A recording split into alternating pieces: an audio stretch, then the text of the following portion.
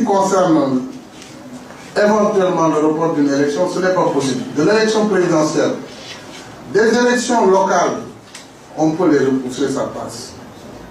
Des élections législatives, à la limite, ça passe. Puisque, bon, c'est toujours des députés, on prolonge. Mais le président de la République ne peut pas prolonger son mandat, c'est impossible.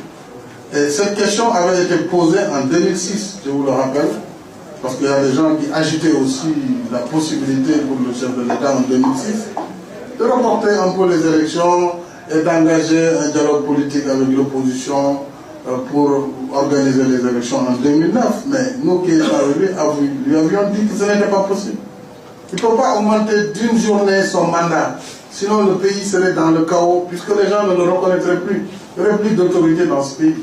À partir du moment où le président n'est plus reconnu, ben, chacun fera ce qu'il veut. Et ça, c'est dangereux pour le pays. Donc ça, c'est une fiction. Ceux qui pensent ainsi doivent cesser de rêver. Le président ne peut pas augmenter pour une journée. Je vais vous dire de la façon la plus solennelle que moi, Macky Sall, je refuserai que le pouvoir use de subterfuge pour pouvoir reculer les élections. Je ne l'accepterai pas et je mettrai tout en œuvre pour faire face à cette imposture.